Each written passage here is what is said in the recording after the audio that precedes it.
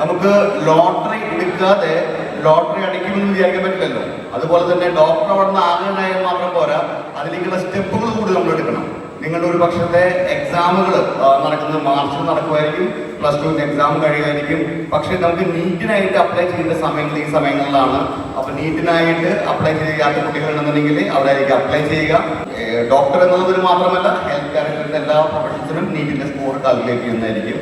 അതേപോലെ തന്നെ എഞ്ചിനീയറിംഗ് ആയിട്ട് പോകാൻ ആഗ്രഹിക്കുന്ന ആൾക്കാരാണെങ്കിൽ കീമിന്റെ ടെസ്റ്റുകൾ, കേരള എൻട്രൻസിന്റെ എഞ്ചിനീയറിംഗിന്റെ ടെസ്റ്റുകൾ, അതിന്റെയും അപ്ലിക്കേഷൻസ് ജനുവരിയിൽ ഓപ്പൺ ആയിട്ടുണ്ട്. അതിന്റെ അപ്ലിക്കേഷൻസ് ചെയ്യണം. ഇനി നിങ്ങൾക്ക് ആവശ്യമുള്ളത് ഒരു പക്ഷേ ഇതല്ലാതെ ലോ പഠിക്കാൻ, LLB പോലത്തെ കോഴ്സ് പഠിക്കാനാണെന്നുണ്ടെങ്കിൽ അത് ക്ലാറ്റ് എന്നൊരു എൻട്രൻസ് എക്സാം ആണുള്ളത്. അതിന്റെ അപ്ലിക്കേഷൻ കുറച്ചുകൂടി കഴിഞ്ഞാൽ സ്റ്റാർട്ട് ചെയ്യുന്നത് പക്ഷേ ഏപ്രിലൊക്കെ ആയിരിക്കും സ്റ്റാർട്ട് ചെയ്യുന്നതായിരിക്കുക. അപ്പോൾ അതിലേക്ക് താല്പര്യമുള്ള കുട്ടികൾ അതിന്റെയും അപ്ലിക്കേഷൻ ചെയ്യുന്ന സമയങ്ങളായിട്ടുണ്ട്. ഇനി ഡിസൈൻ ഒക്കെ ഇഷ്ടമുള്ള കുട്ടികളൊക്കെ ആണെങ്കിൽ ഇപ്പം നാഷണൽ ഇൻസ്റ്റിറ്റ്യൂട്ട് ഓഫ് ഡിസൈൻ പോലത്തെ സ്ഥാപനങ്ങളൊക്കെ ആണെങ്കിൽ അതിന്റെ എൻട്രൻസ് ഡാറ്റ് കൊണ്ട് എൻട്രൻസ് ആണ്. ആ എൻട്രൻസിലേക്ക് പ്രിപ്പയർ ചെയ്യുന്ന സമയങ്ങൾ നമുക്ക് ഏപ്രിൽ സമയത്തിലാണ് വരുന്നത്.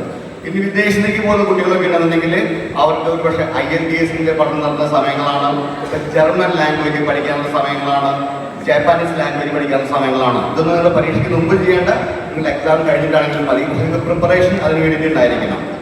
ഒരു പക്ഷേ ടെസ്റ്റാസ് എന്നുള്ള ഒരു ഈക്വലൻസി എക്സാം ഉണ്ടായിരിക്കും, അല്ലെങ്കിൽ SAT പോലത്തെ എക്സാമുകൾ.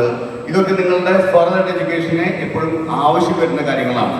ഇപ്പോൾ തൽക്കാലം നിങ്ങൾ ഈ പറയുന്ന കീം, നീറ്റ്, ക്ലാറ്റ്, അതുപോലെ ഡാറ്റ് ഇങ്ങനത്തെ എക്സാമുകളാണ് കോമൺ ആയിട്ട് വരുന്നത്. അതിലേക്കുള്ള എൻട്രൻസ് കോച്ചിങ് അല്ലെങ്കിൽ എൻട്രൻസിന്റെ പ്രിപ്പറേഷൻ നടത്തിയിട്ട് അതിൽ ക്വാളിഫൈ ആകാൻ ശ്രമിച്ചു കഴിഞ്ഞാൽ നിങ്ങൾക്ക് വലിയ ജോലി ഓപ്ഷൻസ് നിങ്ങളുടെ മുമ്പിൽ അവൈലബിൾ ആണ്.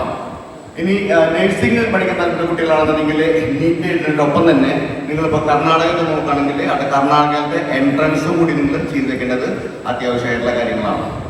ഇപ്പം ഇതൊക്കെയാണ് നമ്മൾ പറയുന്ന ഈ പറയുന്ന പ്രിപ്പറേഷൻ ചെയ്യേണ്ട കാര്യങ്ങൾ ഇതൊക്കെയാണ് വരുന്നത്.